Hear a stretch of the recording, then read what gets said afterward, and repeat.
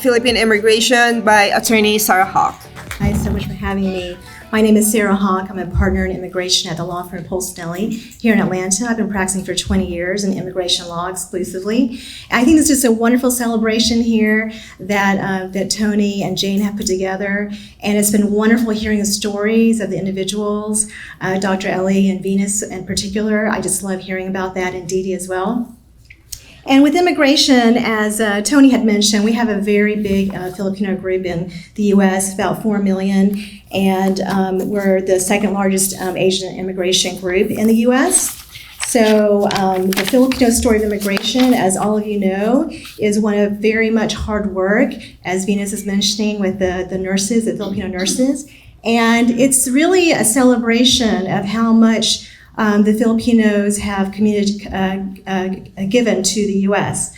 Can we do a slide change? Let's see. So, we had talked about with a great video in the beginning of the day, the Filipinos came to California and Hawaii, and they really contributed to the agricultural community. And then there was a large group of Filipinos who migrated during this 1899 after the U.S. annexation. The immigration group of the Philippines did slow down during the Great Depression because there were stricter immigration laws and quotas of only 50 immigrants per year. After World War II, the large numbers, primarily those war brides of U.S. servicemen and as recruits in the U.S. Armed Services that Brian so eloquently talked about, really came into the U.S. Armed Services. And then also, as Venus mentioned, all the training of those wonderful healthcare workers and nurses from the Philippines. In the 1960s, Filipino immigrant population grew ever more, and especially after the removal of those quotas, of national origin quotas in 1965's Immigration Act. So, as you all know, the U.S. is the home of the largest number of Filipinos abroad. Other countries include Saudi Arabia, where there's about 584,000 Filipinos living there.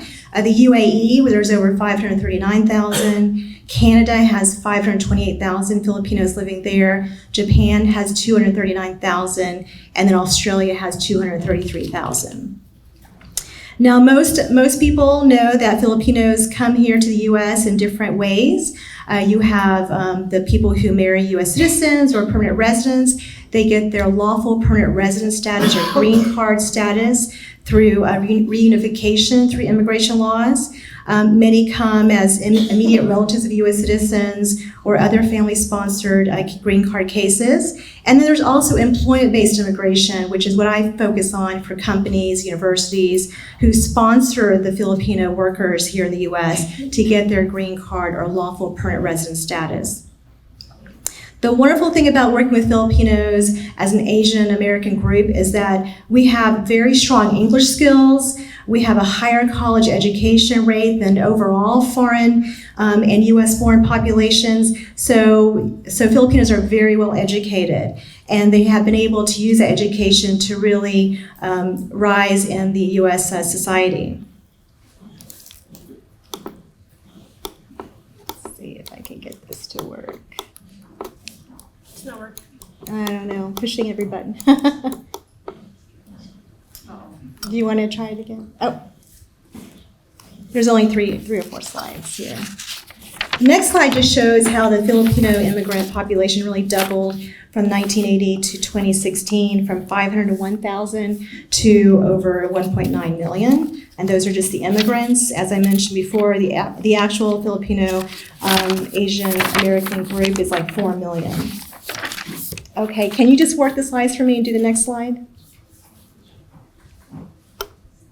Okay, this just basically shows you from the U.S. Census Bureau and the DHS statistics that most Filipino immigrants are now in California, which has 44%, Hawaii has 6%, other states include Texas, New York, Illinois, New Jersey, the U.S. cities, of course, LA, San Fran, New York, and of course, here in the Southeast we're growing, but we're not as large as the other groups of Filipinos throughout the U.S.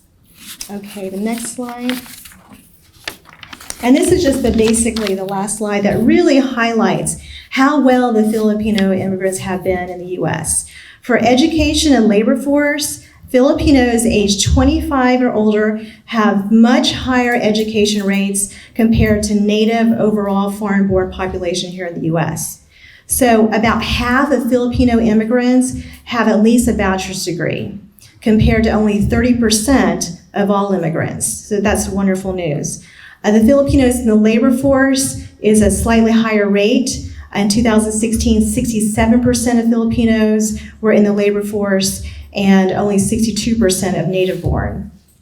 For income, Filipinos have much higher incomes compared to the total foreign and native-born populations. In 2016, the Filipino households had a median income of $87,000 compared to $54,000 or $58,000 for all immigrants or U.S.-born households. So $87,000 was the median in 2016. I think it's a little bit higher now, and that's just wonderful news that the Filipino immigrants in the U.S. have such a high income salary.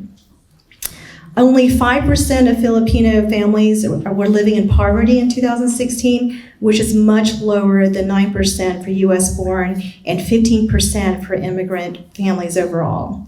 So, and one thing about the Filipino community is that it really does give back to those in need. There's so many of the Filipino groups here in Atlanta who give back to Filipinos who are in need, especially for immigrants. I know that PAWAG helps immigrant women who are victims of violence or trafficking or abuse, and I've helped with some of those VAWA cases myself. So kudos to the Filipino groups here in Georgia and in the U.S. to really help those Filipinos who come from the Philippines to really assimilate and help them in the community. I think someone had mentioned remittances for the Filipino nurses. I think Venus mentioned that. Filipino diaspora in the U.S. was nearly 4.1 million, either born in the Philippines or reported Filipino ancestry or race. In 2017, Filipinos living abroad sent over $33 billion back in remittances to the Philippines. So that's how much the Filipinos living in the U.S. give back to their families and relatives in the Philippines, $33 billion. And I think that's just wonderful that, we're committed to our families here and back home. And that nearly has doubled in the past decade, representing about 11% of the country's GDP in 2016. So as you may know, overseas workers, really are Philippines' number one or number two export, as well as technology right now. So overall, Filipino immigration is a celebration of hard work and high education, high income.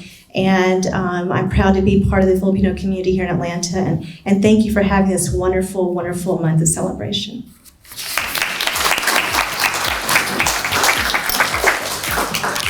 Years of immigration experience.